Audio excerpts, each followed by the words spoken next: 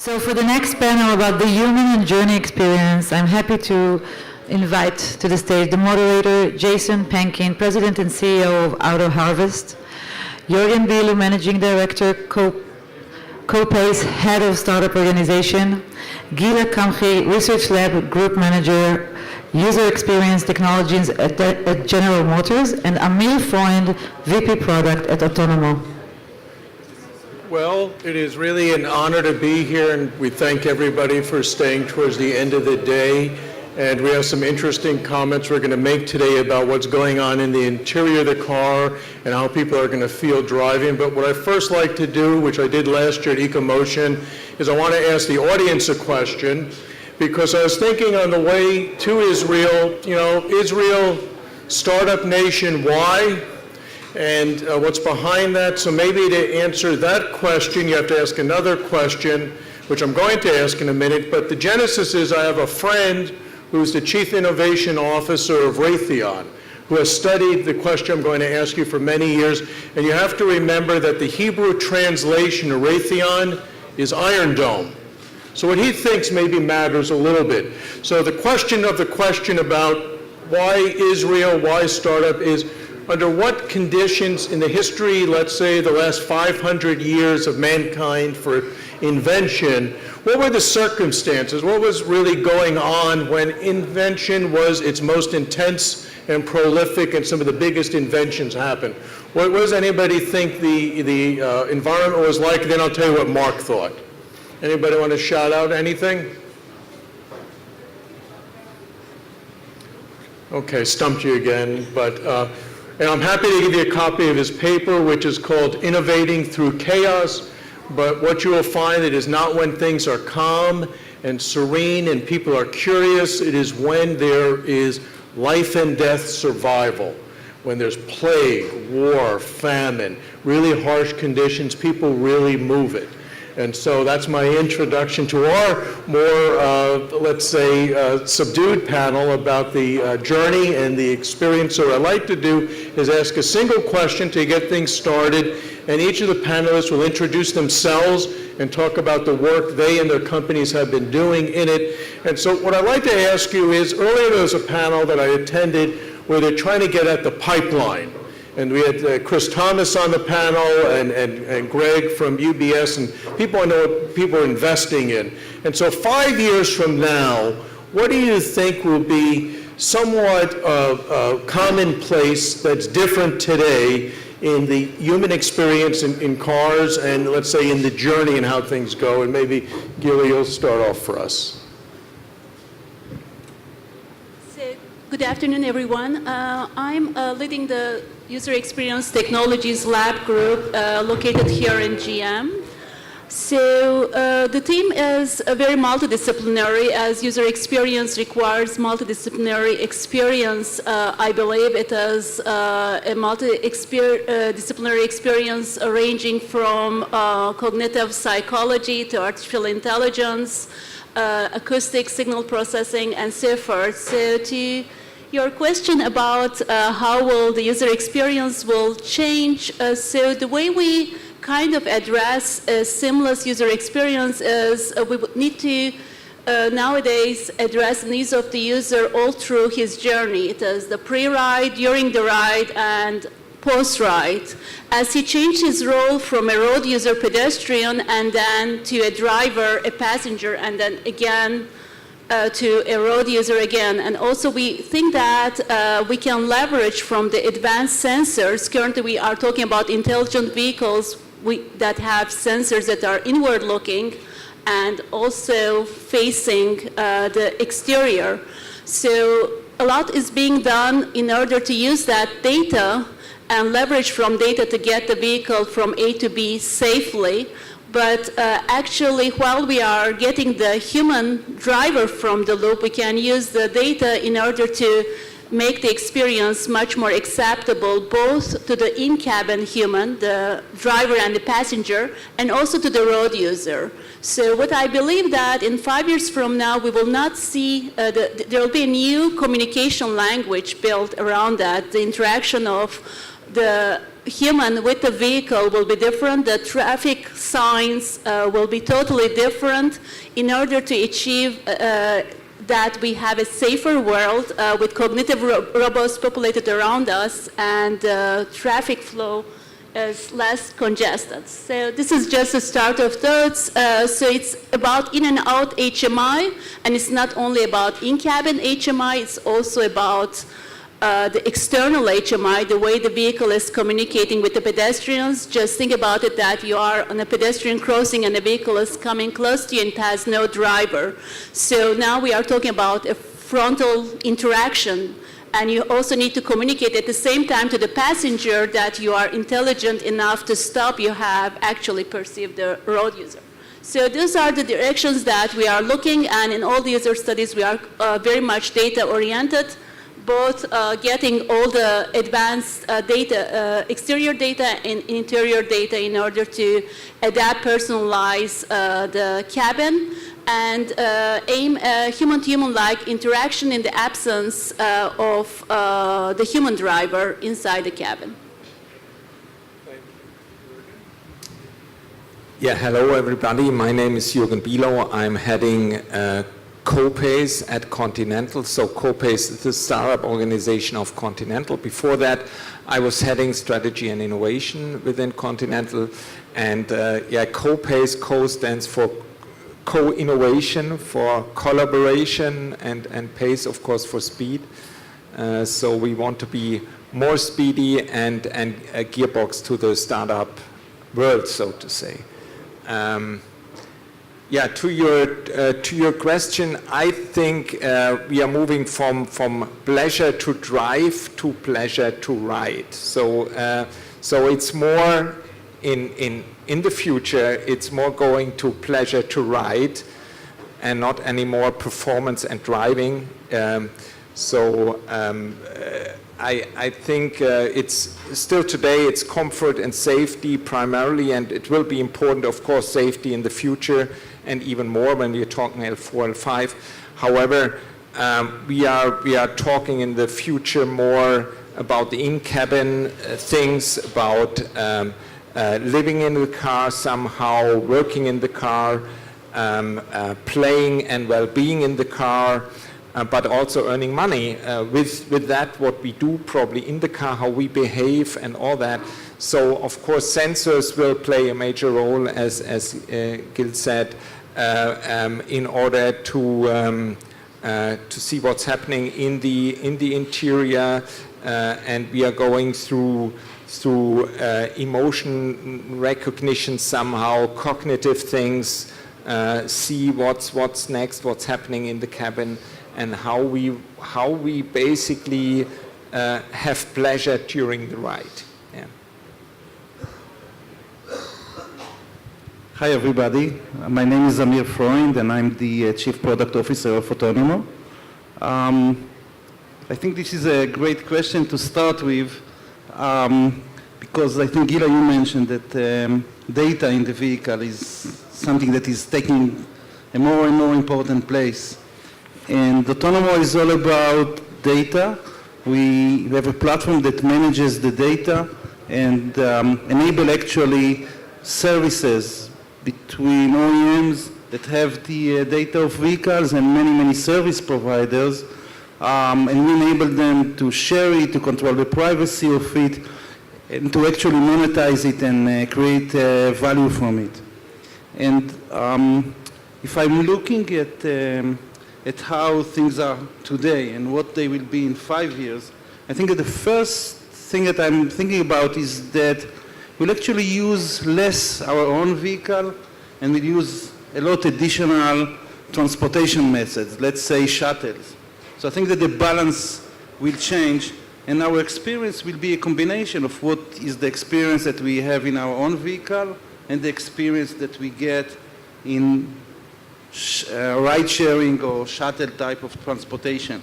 And because of that, there's going to be changes, and the passenger, so I'm not just saying the driver, but actually the passenger, which includes the driver, are going to be much more centric, and everything will be about the experience and the continuation of the experience from the home to to the vehicle, to maybe a shuttle, and maybe later on additional type of tool. And it's about this continuation of experience, of understanding what you really want, how you want to use the time that you're spending traveling.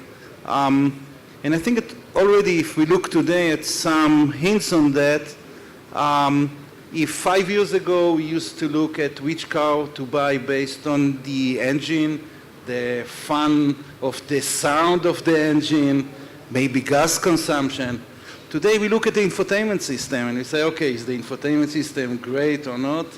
And in many cases it is. But not only, the whole interior takes much bigger part than the engine part.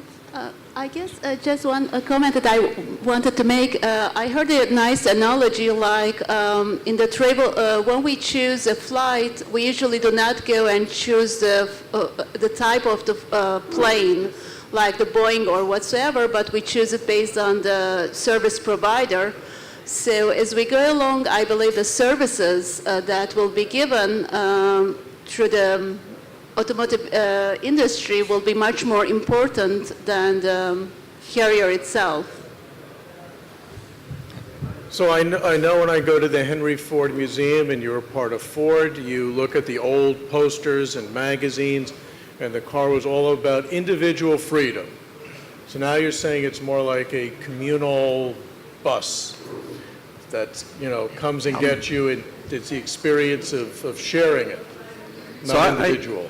I always, there is one interesting example that I think shows a little bit about what will happen in the future, and it's a company in the Silicon Valley called Tesloop that uses Tesla S vehicles to provide a shuttle from 4 stations in the West Coast, LA, few stations, San Diego, about 3.5 hours of driving max, 4 stations.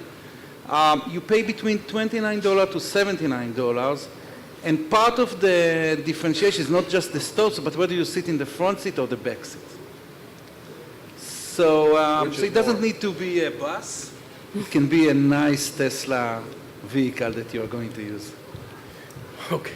So I want to ask about convergence, because the theory behind convergence is it's really the enabler for this new type of experience. And so as I think about convergence, I think about, the hardware that's going into vehicles or being contemplated to do things, because you have all this data and now it knows everything about me and what I want, but there's only so much you could do in a car. What do you think, again, in 5 years, when I get into the car, what will I be able to do in that car that I can't do now?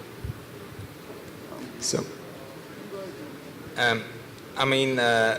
you're talking about in the car, things will happening out of the car, thinking about the cloud and the computing, let's say, which will not happen in the car, but the experience, of course, will be in the car. And I compare that also a little bit to what happens to the telephone or to the cell phone industry. You had Nokia, and it was all about making calls, right?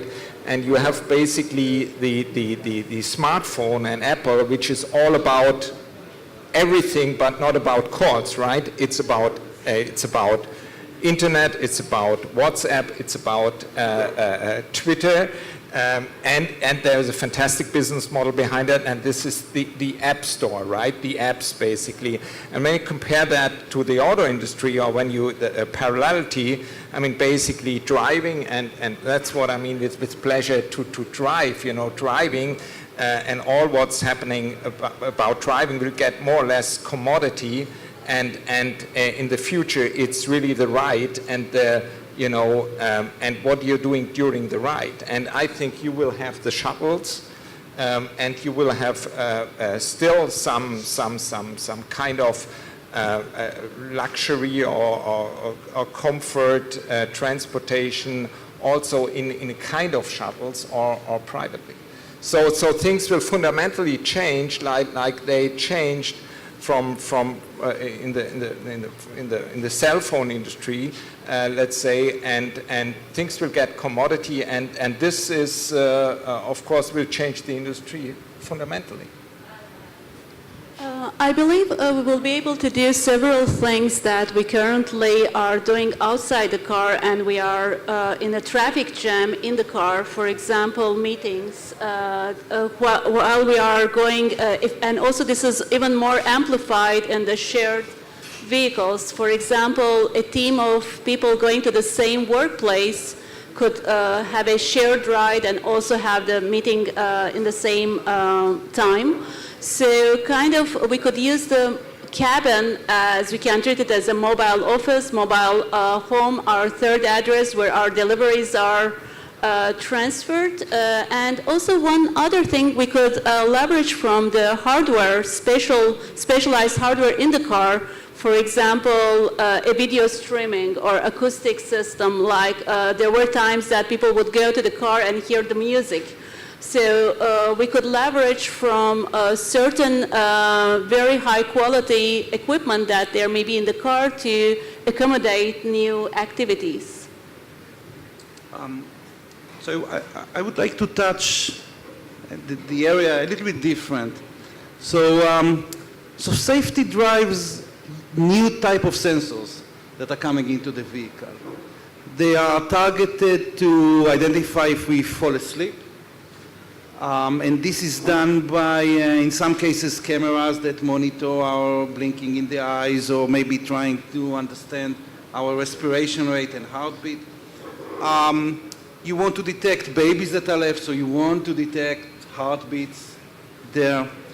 You want to understand whether the driver can take control at level 3 autonomous driving, so you need to understand how aware he is and what's the state of mind that he can take control. Now, if you look at those sensors, they actually measure a lot of our vital parameters.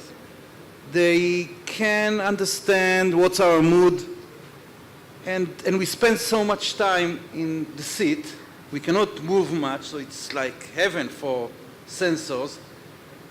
And we'll be able to get an understanding whether our medical situation is becoming worse. We can get, recommendation on our weight and what to do and when to drink. The car is like a great sensor that can really look at our medical status, at our wellness. And that's something that I think can be of major change and major issue for all of us. Okay, well, certainly there are at least two other areas I want to talk about. One is people, human resources, another one is capital.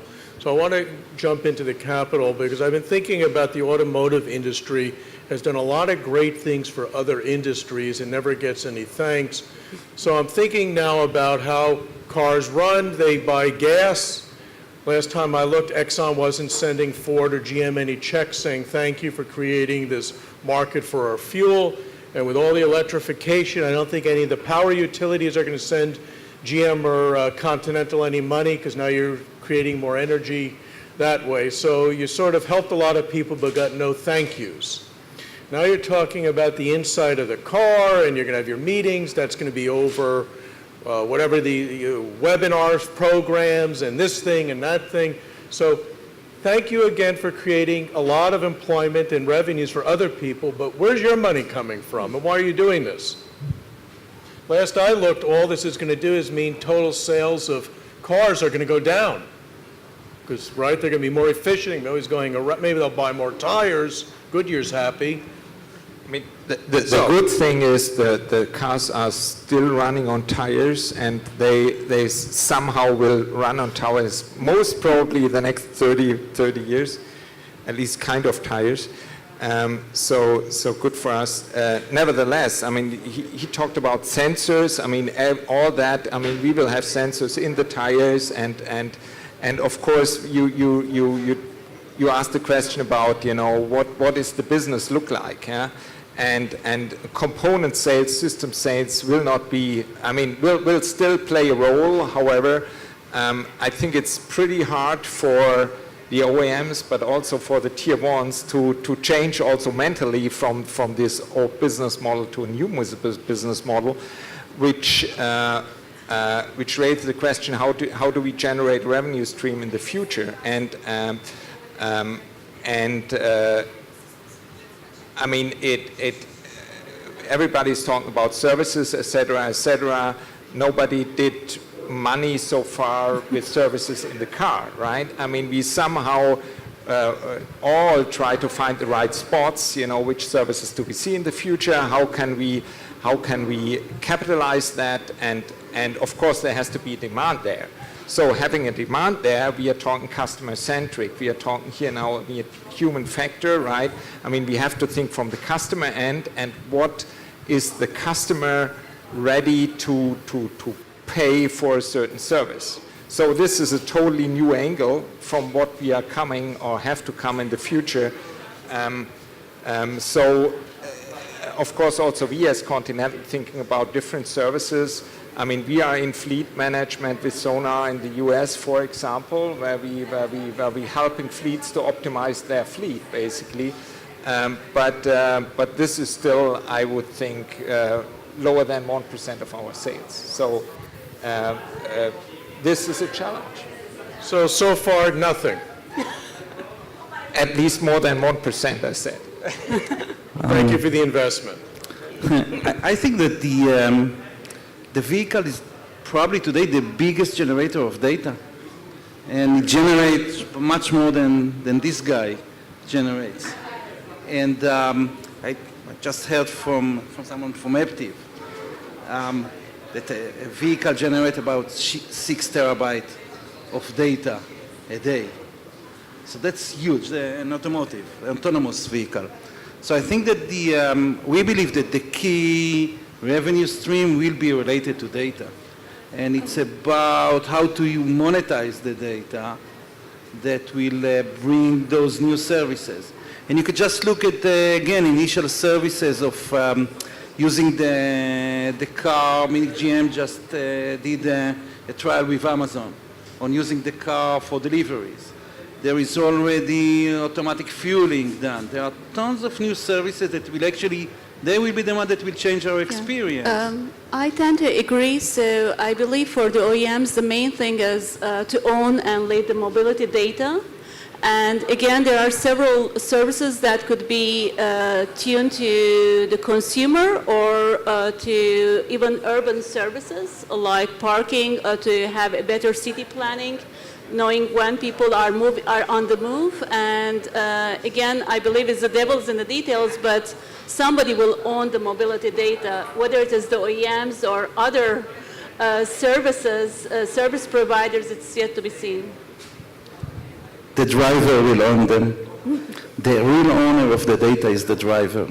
What about the Or the passenger? owner. But the driver is turning to be a passenger. Yeah, but if I'm the passenger, you can't have my data.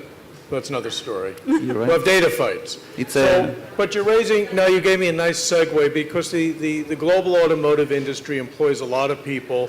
In the past, it used to be people who went through different, let's say, apprentice programs in metal bending and paint, right, and mechanical and hydraulics. So in the work you do, because you're always thinking now about how things are changing, what are the new skill sets young people should have? I hear about psychology, some other things maybe that you're starting to see for these new services. You need people with new skills, different skills that the industry never really employed. So what might be a few areas that youngsters might want to think about getting smart about to get employed in tomorrow's automotive industry? I can volunteer. I always like to volunteer.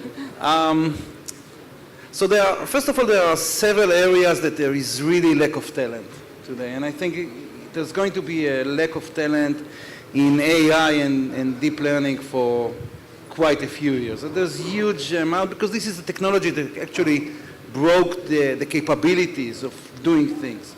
And it's extremely immature in comparison to other technology that we use in software programming. So there's a lot of things to happen there, and that's one area. I think that the other area, and there are even first few startups that I saw that are going into that direction, is really to understand how to make someone feel good when they enter into a vehicle. So think about creating, and it's a combination of interior design, of experience, HMI, of psychology. So think about a concept that you actually go out from work, it was a long day, it's hot outside like it's here, you want to get home, you know that you have additional 45 minutes to go home, and really you are running to the car, to the vehicle, whether it's yours or not, just because this is the place that you'll come down, the temperature will be good, something in the light will be. I remember, going into the Venice the Venice Hotel in Las Vegas with the ceiling with those light that shows the middle of the day with bright, and it changes your mindset. So think about making the vehicle a place that actually you'll run for, because it will create an atmosphere that you can relax, that you can read something, that you can calm down, and think about the skills that are needed for that, and it's like a big array of skills, and I think that at the end, everything is about people that are capable to look at more than one aspect. So you need to look for talent that has experience in psychology and maybe in electronics. This is the complex thing. I think the critical thing is also that things are changing so fast, that from the education side, it's hard to follow, right? From the schools, from the universities, et cetera, et cetera. So there are also probably in the future new ways of education, Probably a school is an online school, right? And it changes program every year or every half a year, or not like, you have 5 years the same stuff which you teach, et cetera, et cetera. And I think we need all this potential, yeah? And also probably nations like India, like China, et cetera, we need much more people digging into or doing AI stuff. And we talk data, we talk services, but you have to have a product, right? And somebody has to develop that product. And this will get critical, I think. Yeah.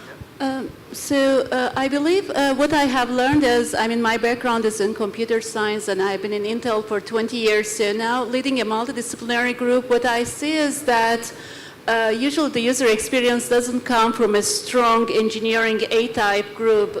It requires actually a mix of people that are creative, that have, and a group that has both the science background, but also is strong in human factors. So I believe in every company that the main goal is also, the ultimate goal is user experience. We have to have all these parameters, and the school system that you asked, I believe maybe computer science faculty also has to be more open to the skill set.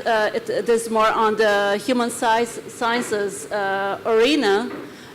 So in the new world that we are living, I think to be successful, we do not need to only have logical or mathematical backgrounds.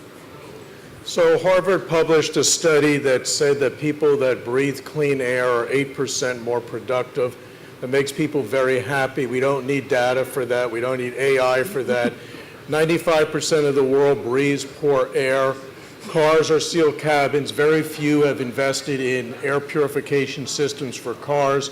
So I'm always a little dubious when I hear about all these exotic, lofty things, and something as basic as clean indoor air in a car isn't there today. We know how to filter, we know how to do pumps, we know how to do all these great things, and so that's my little chiding about some of, reality on it. But that's the last word I'll have, but we have a few minutes, so maybe the panelists have a question, or the audience. I'll open up to anybody who wants to talk about something.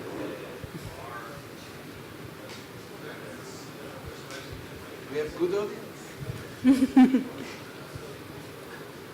I think for the clean air stuff, you need for sure AI, and you need all these capabilities, right? You need data, and you need to control the environment or steer the environment. So with good technology, with great AI, and with, you can make life and air also better, for sure. I need to tour your incubator. I want to see the air, the You, air you- stuff. you- you What's have going to on there? apply. You have to apply, and then if you have a good concept, yeah, of course you're welcome. Do it together, Jayson. I need an inside track. Anyone in the audience want to, you got 3 experts here. This is a great opportunity to ask that questions burning a hole in you. Amir, why don't you ask us a question? We got 1 minute left. You have so much to say. You select the volunteer. Well, I don't have much. I think that it's the one thing that when you talked about labor and people,